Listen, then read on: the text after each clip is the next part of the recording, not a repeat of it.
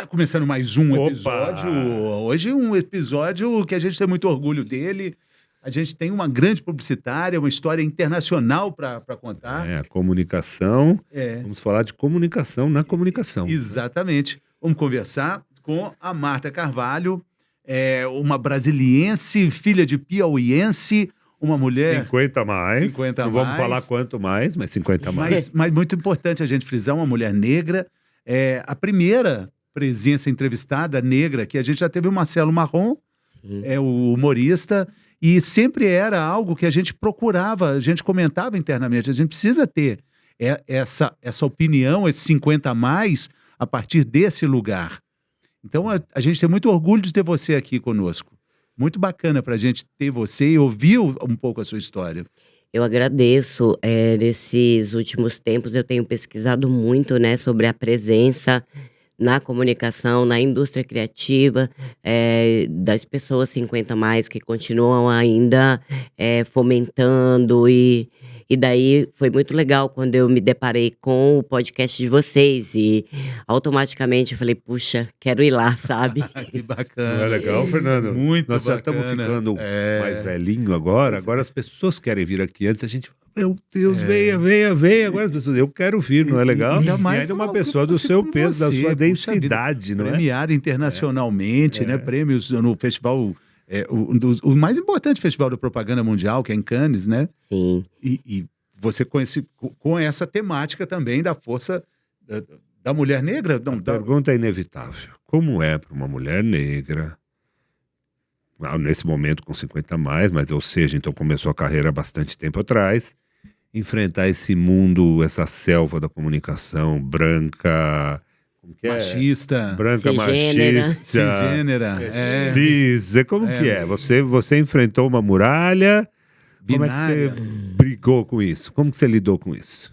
Assim, não só na comunicação, mas eu acho que por todo o percurso, quando se nasce num corpo negro e num corpo de mulher, você tem vários pesos, né, para essa caminhada. E realmente, assim, eu acho que eu sou uma mulher preta, periférica, né, vinda da periferia.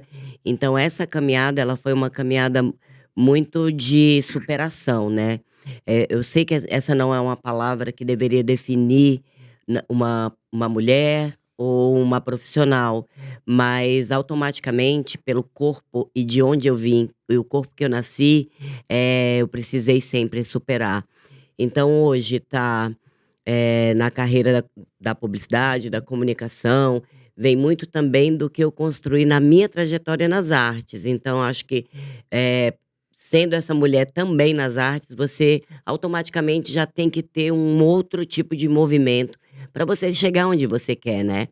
Então a comunicação ela veio para mim no momento em que eu queria, expandir os meus horizontes, aprender de novo, né. Então, hoje a gente tem aí 4,6% de mulheres pretas em cargos de liderança na indústria da publicidade, propaganda, comunicação, segundo o Observatório da Diversidade na Publicidade, a ODP.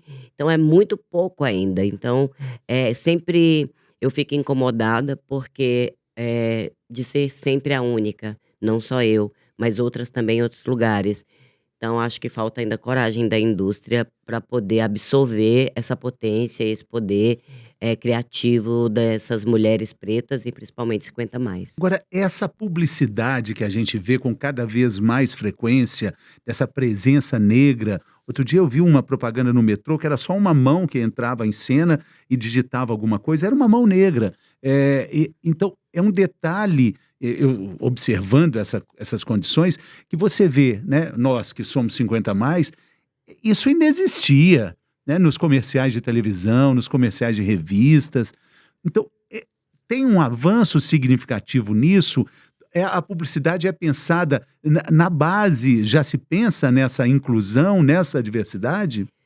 Ainda, eu acho que foi a gente tem aí uma linha do tempo, né. Desde o assassinato do George Floyd, teve um boom mesmo dessa inserção, de entender a comunidade preta, a comunidade periférica como centro desse debate, também incluindo nas grandes campanhas, mas ao mesmo tempo você entende que, eh, quando isso acontece, acontece por conta de um caso extremamente Vamos violento. falar do George Floyd, e depois tem um caso similar no Brasil também, né, que foi muito, muito marcante. George Floyd foi morto por um policial com o joelho na garganta dele, né. Sim, sim. E assim, aí, bom, não tinha como ignorar e virou um protesto internacional, né, a presença e a valorização das pessoas negras, e aqui no Brasil foi muito forte.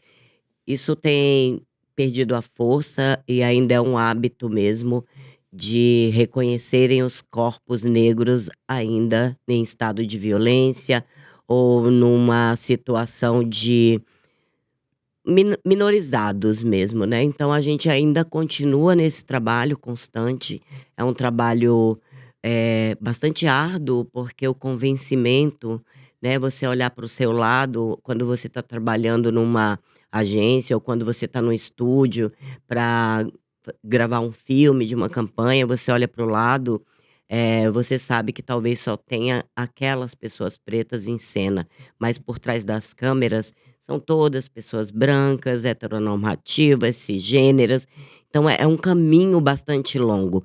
Mas a gente tem, assim, tido uma representatividade não somente nas telas, mas nas redes sociais, mas ainda é muito pouco diante do que esse poder, eh, de se enxergar nessas campanhas, né. Então, assim, aquela máxima: "Se eu não me vejo, eu não compro". Então entender que a população, negra no ano de 2022, ela consumiu mais de 230 bilhões de reais, sabe. Então a gente perde uma força, de consumo, a gente perde um contato com o consumidor ativo, eh, pura e simplesmente por não conseguir enxergar uma sociedade igualitária, né, e entender que todo E mundo tem esse poder. representa mais da metade da população brasileira. 56% segundo o IBGE.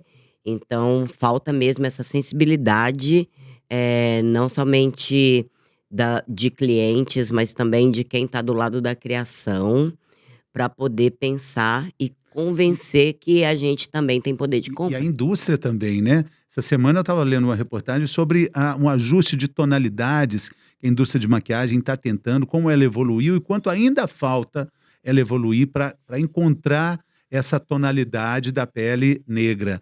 Mas não é só isso, o esparadrapo, o famoso Band-Aid, ele também precisa adaptar essa cor, né, essa tonalidade, né. Muitas sutilezas, né, se a gente for olhar, né. Tem que ter É, muita delicadeza para fazer essa transformação, não é? é Não muita ser uma coisa que seja sensibilidade mesmo, uma sabe. delicadeza, né? Porque muitas vezes pela emergência ou pelo poder criativo, as pessoas se atropelam e conseguem construir até algo que possa, eh eh, invadir essa comunidade de uma forma que não é legal, né. Então quando você vê, por exemplo, marcas, criando também os tons de base, porque cor da pele de quem, né? Como que você define 3 tons de marrom achando que é a cor de uma pele? A gente está falando do Brasil, uma miscigenação gigantesca, então a gente tem aí uma miscigenação onde a gente tem vários tons, então entender quando uma indústria começa a pensar: "Beleza, eu vou criar", como a Rihanna criou mais de 40 tons de base, sabe, de tom de pele. É entender que, não só no Brasil, mas no mundo a miscigenação ela é gigante e também a gente tem esse poder de compra, né, então não dá mais para ignorar o nosso poder de compra. E é um desafio para você, publicitária de ponta, ganhadora de prêmios internacionais. Como é que você vai fazer essa transposição que cada vez, tem desafios diferentes? Olha, assim, eu sempre fui uma pessoa, é bom deixar entendido que nós, pessoas negras, a gente também estuda muito sobre o letramento racial. Porque eu posso dizer, eu me entendi negra já no início da fase adulta, né? Porque tem muitos conceitos e subjetividades que faz com que você se entenda uma pessoa negra. E Isso é o isso letramento? também Isso é letramento? sim, isso é letramento. Então hoje, por exemplo, eu faço questão sim de quem estiver ao meu redor, quando a gente estiver construindo um projeto, quando a gente está construindo um trabalho, ou mesmo quando a gente está construindo uma relação de amizade, sabe? Eh, trazer também, ferramentas para que essas pessoas se reconheçam, para que essas pessoas possam entender, aquela pauta ou entender aquele relacionamento, para que ela possa se envolver no mundo que é real, sabe.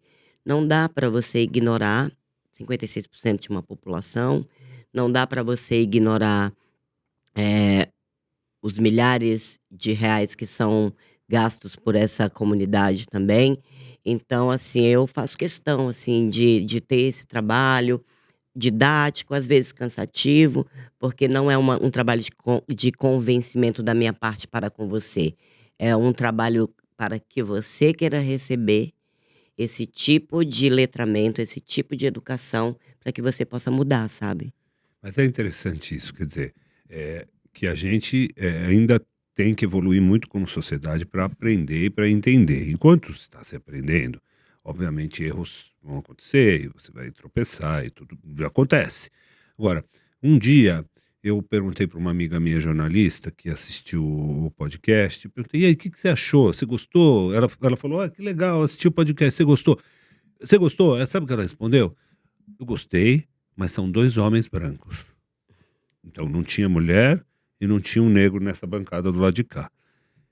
E eu fiquei pensando, não é que tem 20 pessoas aqui e não tem um negro e não tem um japonês e não tem um branco e não tem uma mulher. São 2. E eu fiquei muito desconfortável porque eu fiquei pensando até que ponto a gente é, um reflexo.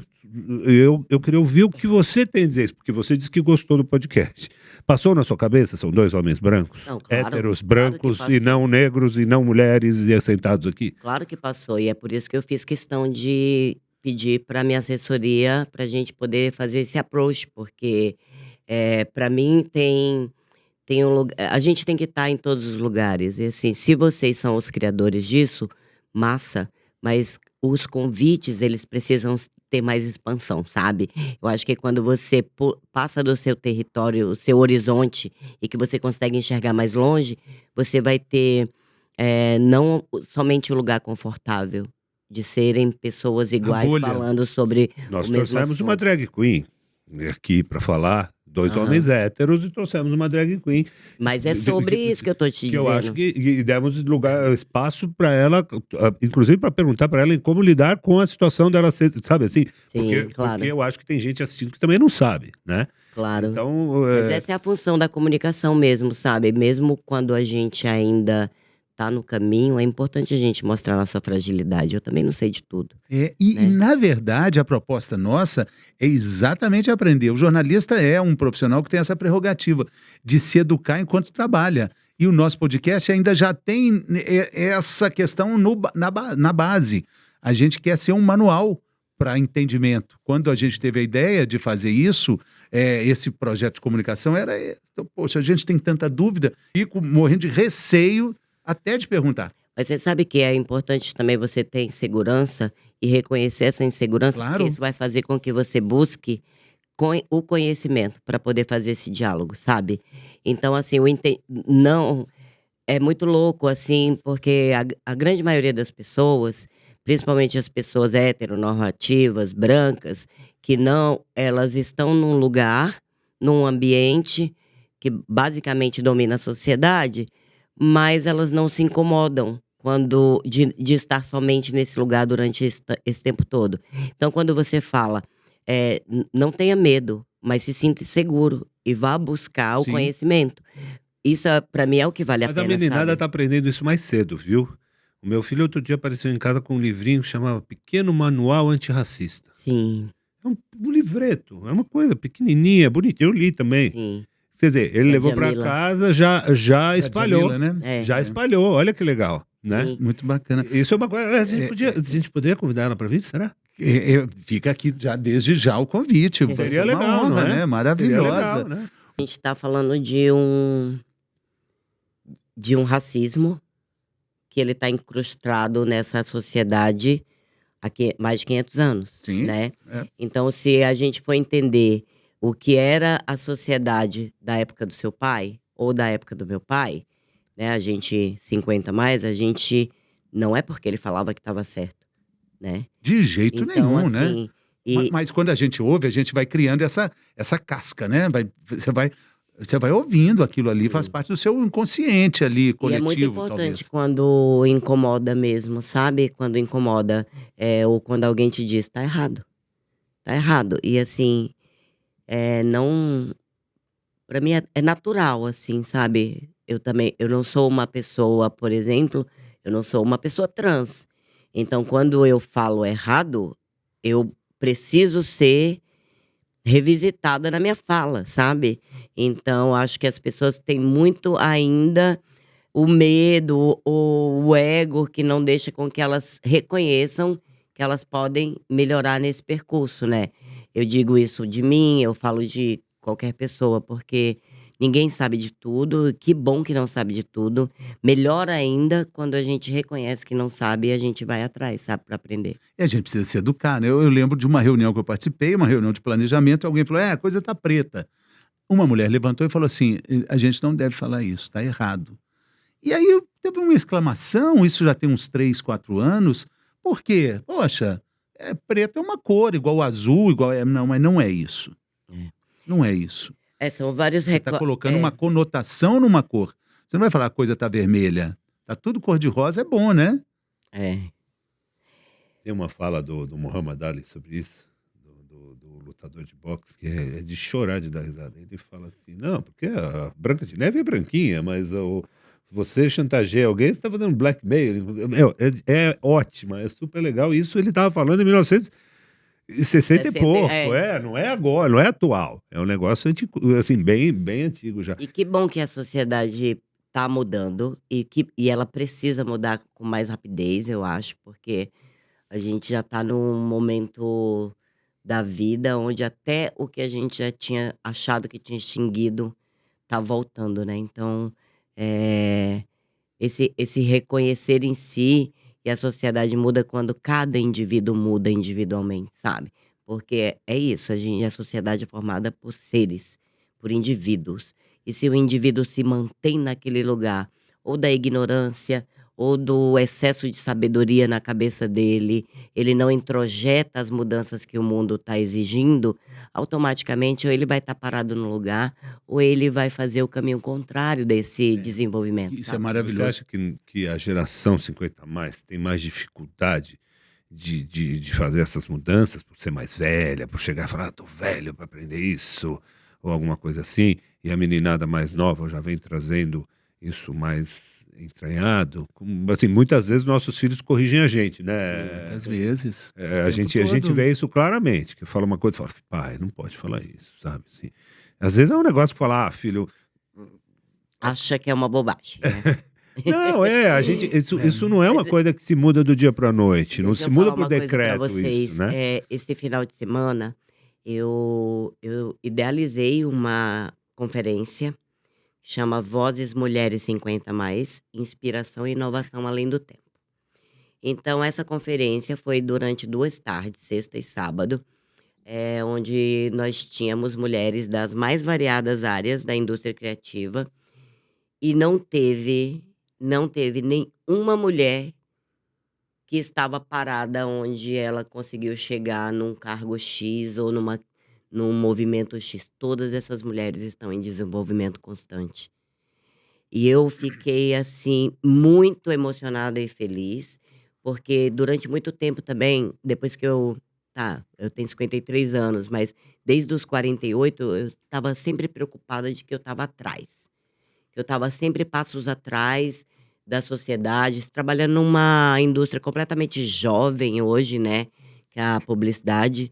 E, e encontrar com essas mulheres, ouvir, dialogar, debater com elas o momento em que elas estão. Então a gente tinha mulheres de, de 48 a 60 e poucos anos discutindo nessas mesas. E assim, sinceramente, elas estão mais do que preparadas para qualquer coisa que vier de novo e que seja novo, sabe?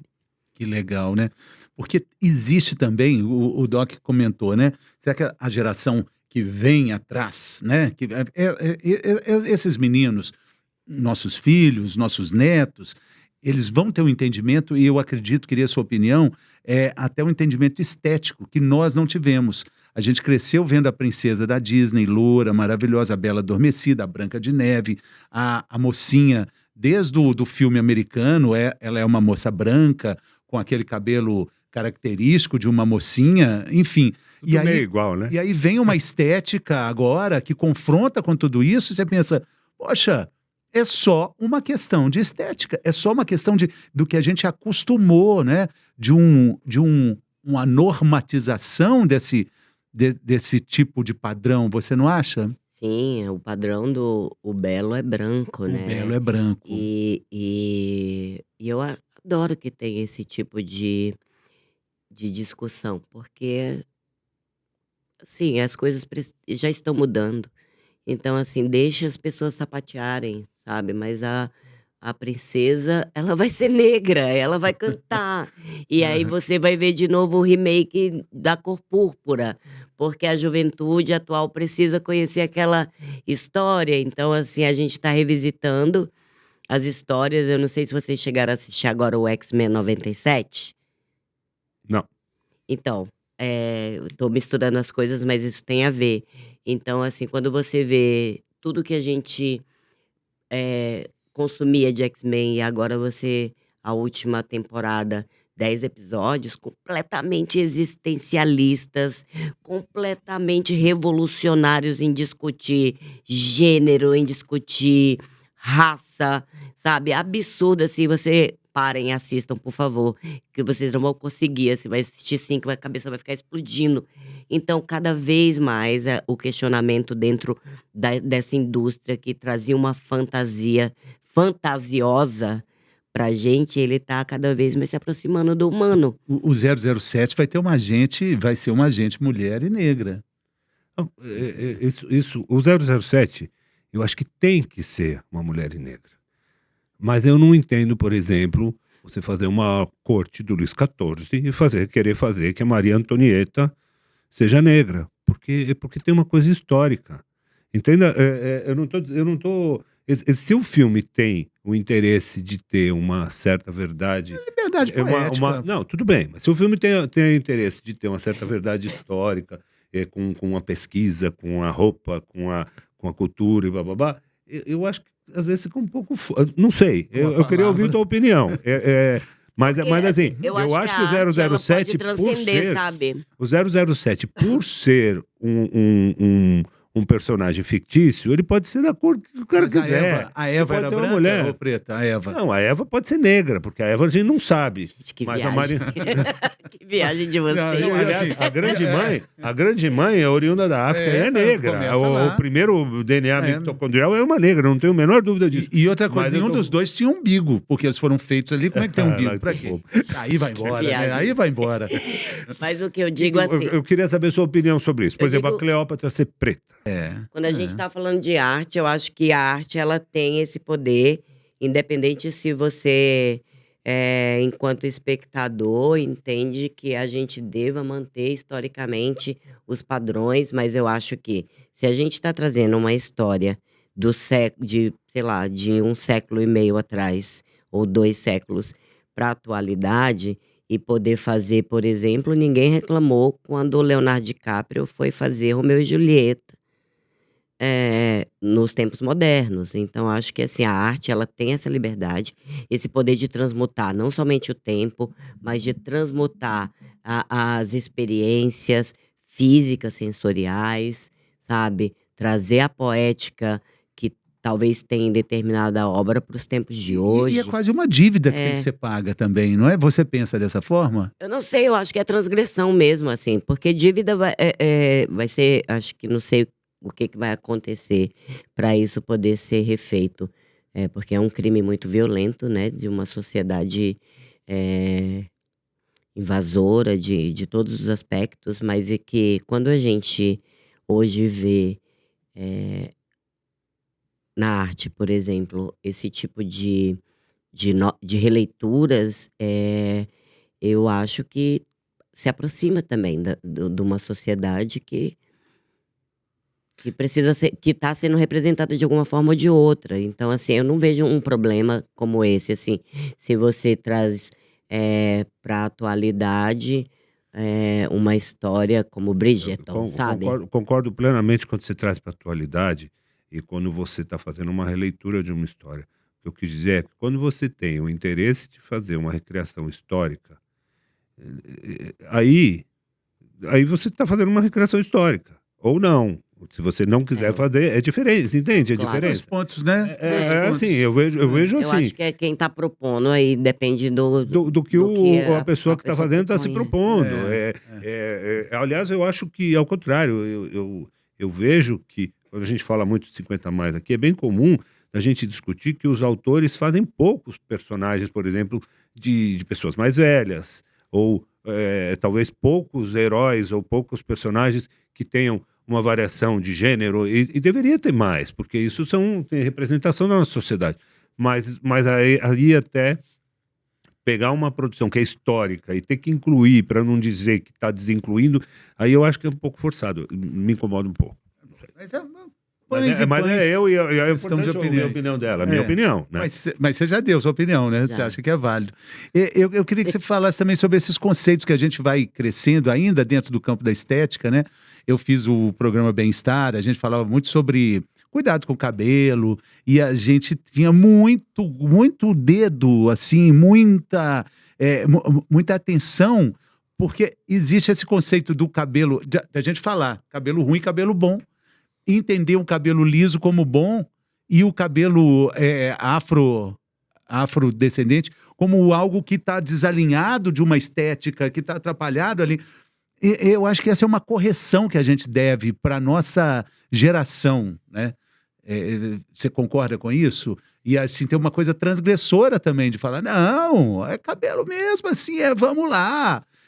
Eu acho assim, gente, é muito sério isso quando a gente, principalmente a gente que está com o poder da palavra, da imagem, que a gente realmente seja honesto e profundo em, em, em direcionar para o lado certo e para o lugar certo. Porque muito recentemente, há 2 semanas atrás, uma aluna foi espancada dentro de uma escola porque era uma criança negra e com cabelo crespo.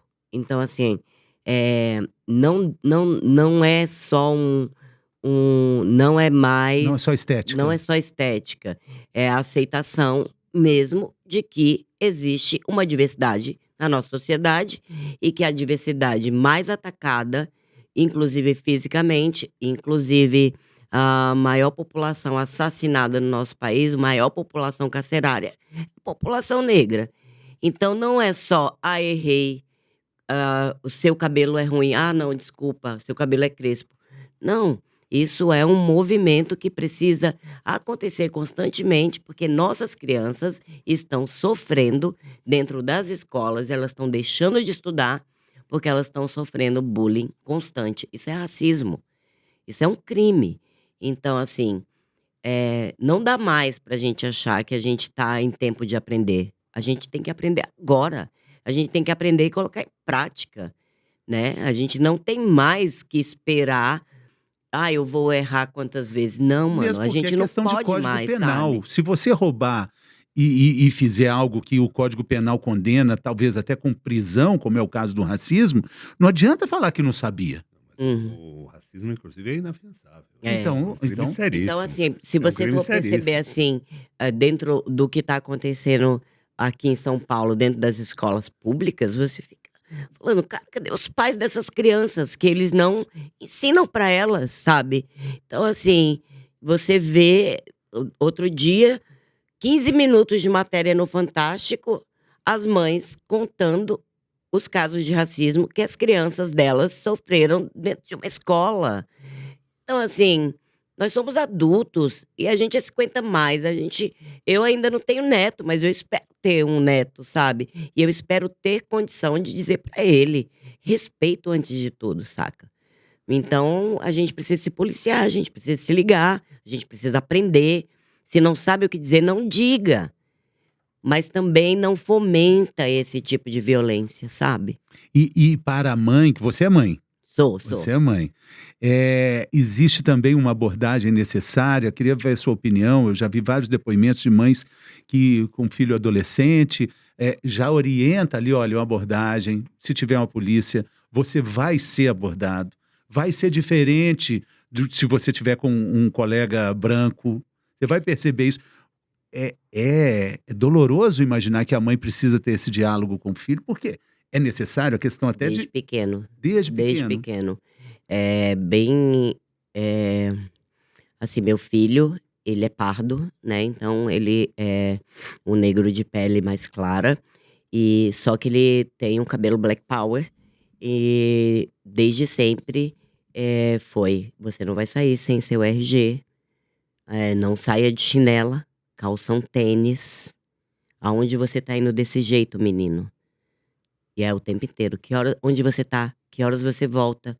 "Ah, não, já tá tarde pra você pegar metrô." Ele tem 24 anos, até hoje eu sou assim, né, porque não pode acontecer de você perder o seu filho num percurso de um cinema até sua casa.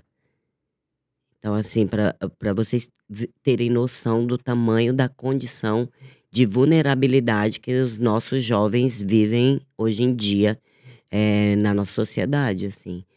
E a gente sempre, sempre, para as pessoas, a gente vai ser o suspeito.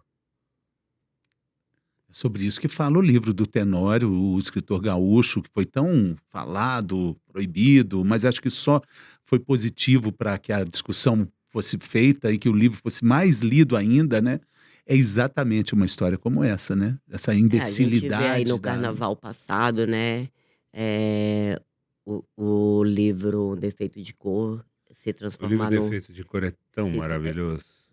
uma Esse é um livro que, olha, aquilo é história, eu assim, eu é eu pra vou ser você mal nunca tirar educado, do eu lado vou da sua interromper cama. a minha convidada. Se você ainda não leu o livro Defeito de Cor, por favor leia, porque é um dos livros mais maravilhosos na língua portuguesa. É extraordinário. Sim. E, assim, você vê, virou,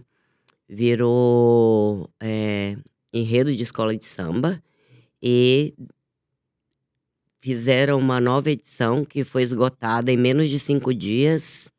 Agora virou também uma exposição. As pessoas estão interessadas, as pessoas querem, então a gente está né, vivendo então um momento positivo, são essas falta muito pessoas que ainda. precisam, Eu estou procurando para ver sabe. a data de impressão, não estou achando. É. Falta ainda muito, né, para caminhar, né, mas a gente avançou de forma significativa. Se você vai ver um cinema brasileiro atual, contemporâneo, tem essa presença, as novelas, os telejornais de onde eu venho, Sim. jornalista de TV, essa presença cada vez mais recorrente, uma preocupação muito E grande. agora, assim, tem um recorte que a gente precisa também, assim, aproveitar esse espaço para dizer que a gente está falando de competência, a gente não está falando somente de raça.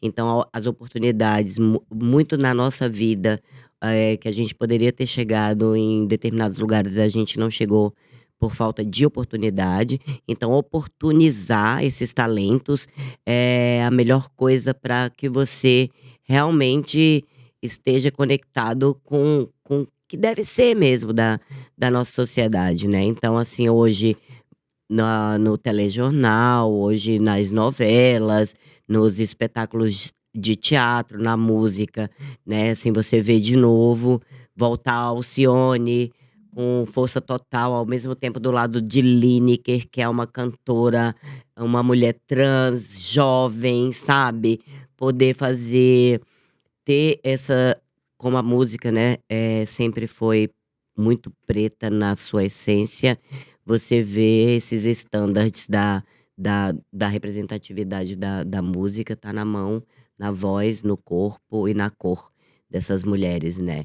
Então não dá para ignorar as potências, e é isso, eu acho que em qualquer, movimento da nossa vida, o que faltou foi oportunidade mesmo. E como é que você vê essa discussão das cotas nos concursos públicos, nas universidades?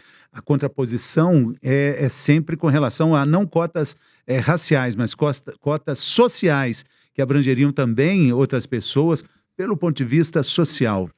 Você comentou uma reparação histórica, né. Então, pra que a gente pudesse ter alguma oportunidade, a gente lutou lá atrás, o movimento negro unificado lutou pelas cotas, e a gente conseguiu. E aí você vê que a ocupação das universidades hoje, a gente tem muitos jovens, muitas, pessoas tendo a oportunidade de poder estar estudando, fazendo mestrado, doutorado, né, e por conta também dessa luta do movimento negro lá atrás. Quando a gente fala de políticas públicas, a gente está falando porque nós também somos, a população mais pobre. Então, assim, não tem como você É. separar do que é o social e do que é a cota, de raça, entendeu? Então, é uma discussão vazia quando você vê que ainda assim o E poder aquisitivo, a qualidade de vida, o próprio racismo ambiental, ele está cercando sempre a população negra. Assim, quando a é. gente fala de cota, porque a gente precisou oportunizar uma parte da sociedade que está em desvantagem. E Marta, sabe, me assusta muito, eu frequento um clube aqui em São Paulo, clube inglês, o SPAC, fundado por Charles Miller em 13 de maio de 1888, o dia da assinatura Da da falsa abolição. da falsa abolição, Sim. Princesa Isabel, né. Mas enfim, é muito pouco tempo. Eu entro no clube e às vezes eu lembro e falo: "No eu estou num lugar que existia durante a escravidão, é do império". E tem 130 e poucos anos, 133, 38. 130 é muito pouco tempo. Na reta do na régua do tempo, é nada. Sim. E assim, como é que você reconstrói? E aí a gente está falando reconstruir uma imagem, reconstruir uma memória, se você tem o outro lado da sociedade querendo manter esse status quo. Isso não é uma luta só de pessoas pretas, pessoas indígenas. Isso é uma luta da sociedade toda, então é preciso mesmo que as pessoas repensem os seus modelos, porque não essa sociedade mesmo pensando o poder, o poder no Brasil ele está na mão de pessoas que simplesmente não têm mesmo nem um desejo de tornar a sociedade boa para todo mundo. A manutenção do privilégio, a manutenção do poder do privilégio branco, é o que sustenta a sociedade do jeito com todas as desigualdades que a gente tem até hoje. Então É. quem está disposto? Perpetua, né? E é muito triste você olhar e pensar que os problemas da fome, os problemas, da falta de estrutura, da falta de casa, da falta de dinheiro para construir uma história, uma casa, uma vida, não é porque está faltando dinheiro, não é porque está faltando alimento, está faltando distribuição, falta generosidade, falta entendimento disso, não no Brasil, no mundo. Porque se fosse para compartilhar, né, daria certo. Lá na minha conferência, a Neon Cunha, que é uma mulher incrível, ela falou, né, que a fome é um projeto de poder, né. E é isso. A fome é um projeto de poder, Sim, de perpetuação do poder, né. sim.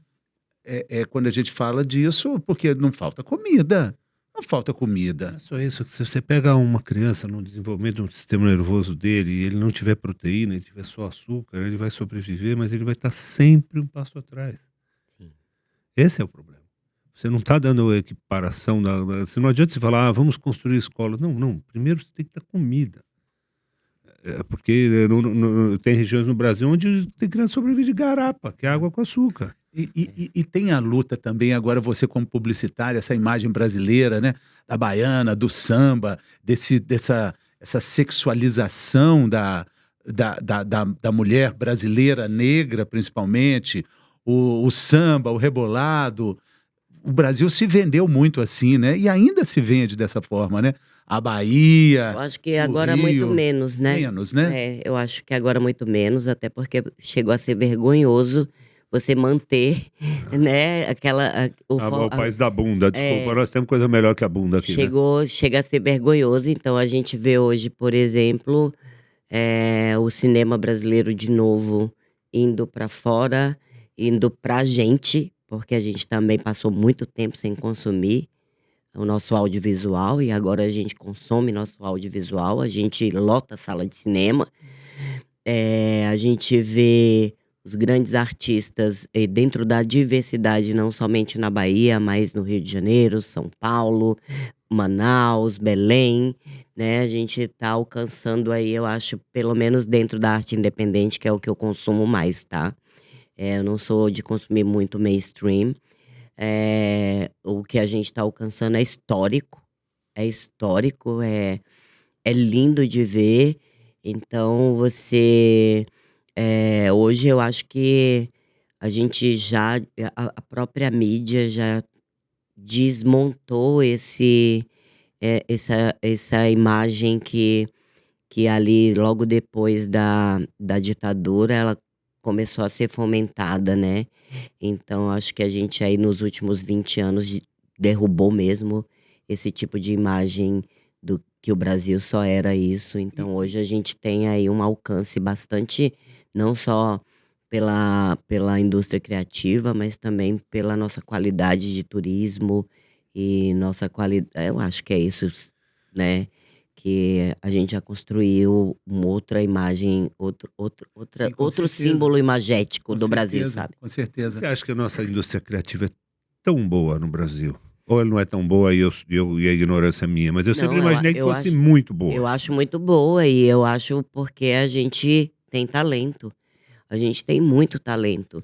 E os nossos talentos, mais uma vez eu vou dizer, durante muito tempo o que faltou foi oportunidade.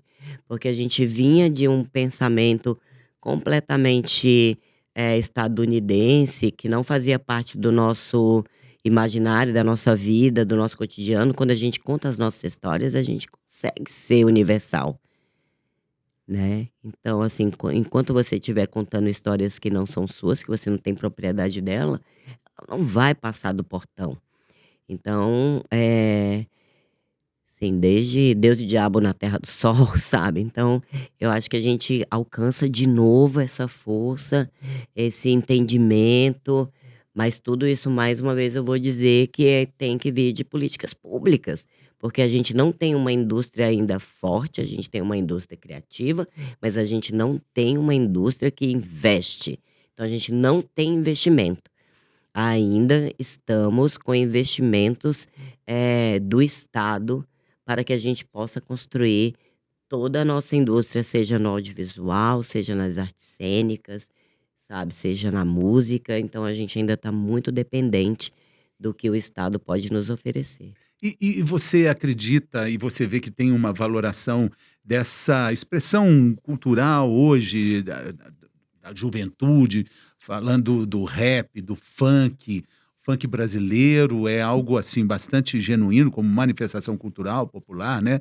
O rap também, embora tenha influência americana, o hip hop também, né?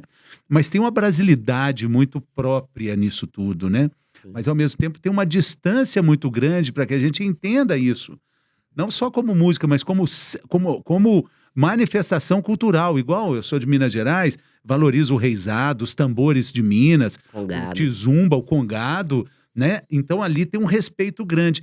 Não vejo esse respeito com relação ao rap, ao hip hop, ao funk, até um pouquinho, poxa, funk, aquelas letras. Como é que a gente pode entender isso melhor e abraçar essa cultura? Aí a gente está falando de uma tradição, né? Quando você traz toda essa tradição, que é a cultura do congado, do Legal. rezado, né? E aí a gente está falando, sei lá, dos maracatus, né? Então a gente tem aí uma diversidade de norte a sul do Brasil. Aí a gente está falando de manifestações populares, a gente está falando eh, De história. de história, e a gente tá da manutenção dessa oralidade, que é muito importante. E quando a gente chega no urbano, né, quando a gente chega no urbano, que a gente fala do funk, que a gente fala do rap, que a gente fala do trap, né, e aí ao mesmo tempo você vem e fala do piseiro, então são outros estão se fundindo muito Um caldeirão, aí esses tem um caldo aí, ritmos. né? Eu acho que tem uma relação intergeracional muito importante acontecendo, né, nesse movimento dessa música urbana que está surgindo, a partir, óbvio, do que foi construído lá desde Racionais MCs, GOG, MV Bill, né. Então o que tá se o brasileiro, ele se apropriou de uma cultura que pode ser norte-americana e ele fez, como eu disse, vou repetir isso, ele está contando a partir da sua vivência e das suas histórias. Então, assim, hoje a gente, por exemplo, eu sou uma mulher que ouço muito música, sou muito curiosa, sou muito ativa, assim, ai, lançou esse álbum, eu tenho lista do que eu vou ouvir. Então, por exemplo, agora estou obcecada na Duquesa. A Duquesa é uma menina que ela, canta rap, trap, lançou o segundo álbum dela e mistura vários ritmos dentro dessa música. Então eu acho assim que, cara, quando você tá aberto, sabe, para o novo, quando você tá aberto mesmo para entender e conviver nesse movimento intergeracional, você consegue entender até, assim, um pouco do que tinha das músicas que você ouvia quando você ia para um baile, sabe. Então eu acho bem interessante essa efervescência que a gente está vivendo agora, e essa troca que está acontecendo Tá. entre gerações. Os 50 mais tem um pouco de dificuldade, eu acho. A Tem, gente tem tem até de ouvido, consumir. a gente trata desse assunto, então frequentemente a gente discute isso. A gente tem ouvido que o 50 mais tem dificuldade de entender a nova música, Sim. de participar desse movimento. E talvez tudo bem também, quer Tudo bem dizer. também. A gente comprava disco, né? Comprava o disco, via o Ah, encarte, né? era uma A gente delícia, comprava né? depois a fita cassete, né? Uhum. Comprava o CD, acabou tudo isso, né? Hoje você lança um EP, né? Então a forma de consumir, de ouvir também Mas eu acho que não mudou. é nem só isso. Eu acho que tem a dificuldade de ouvir e de apreciar mesmo. De De apreciar. Ah, mas apreciar. ficou Mas eu a acho dica, assim, Tudo bem, Duquesa. ué, né? Dica, Eu vou dica da voltar Amada pra casa Carvalho, hoje ouvindo Duquesa pra ver o que Vamos sai. ouvir Vamos Aí ver. pergunta Duquesa. pro teu filho o que que ele acha de Duquesa, Não, ele ele vai vai amar, gostar, é claro que vai. entendeu? Claro que vai. Assim, É. mas eu também, óbvio, né, eu tenho, cada um tem o seu jeito de lidar com o tempo das coisas, com o tempo que você vive, né, então, muitas vezes, assim, o meu filho, eu indico as coisas pra ele me indica, então a gente tem uma relação muito próxima, porque, né, eu fui formada bailarina, já cantei, então a arte ela faz parte da minha vida, eu sou muito curiosa, sou festivaleira, então se você perguntar: "Quantos shows você viu ano passado?", pelo menos 80. Caramba! Olha só. Então eu gosto de sair de casa pra sentar, pra ver o show sentado ou pra ver um festival, então é isso, assim, a gente também sou animada. Você, Marta, você trabalhou com muita gente bacana. Sim, É normal as pessoas que vêm aqui falarem do saudosismo comum dessa sim. nossa época. Trabalhou com Luiz Melodia, você já viu de perto ele cantando Pérola Negra, já ouviu, ele falou, tente passar pelo que estou passando. Ele é demais, Elza né? Soares. Elza Soares, eu Dá, sou tão fã dela, eu acho ela o máximo. dá Ai, saudade, gente, assim você pensa, não, aquilo que é música. Eu sei que você vai falar que eu não é. choro, eu choro até hoje, assim, óbvio, eu acordo, aí eu vou sentir como é que eu tô, qual play que eu vou dar, sabe? Porque é isso, eu acho O que play para acordar. para respeitar também como é que você acorda, qual a sua energia. E, por exemplo, ontem saiu um disco em um tributo a Luiz Melodia, a produção desse disco é da Mamundi, que é uma produtora e uma cantora e uma compositora incrível, carioca, que mora aqui em São Paulo. E aí, o tributo é em cima do álbum Pérola Negra. Então chama Pérolas Negras, e aí tem Criolo, tem a Xênia França, tem a Anelisa Assunção, tem a Lineker. Eu fui cozinhando no almoço e ouvindo isso e chorando e lembrando do Luiz, sabe? Então tem essa geração também que tá talvez, construindo uma manutenção dessa memória, de forma muito forte, bonita, respeitosa, como esse tributo. Depois vocês ouçam também, Mais uma sabe? dica no episódio de hoje, tributo a Luiz Melodia, Pérolas Negras. Pérolas, né? Pérolas Negras. Deve estar no Spotify também, Tá no né? Tá no Spotify. Spotify. É. Que maravilha, né? Porque é isso, é com esse respeito, né? Com essa.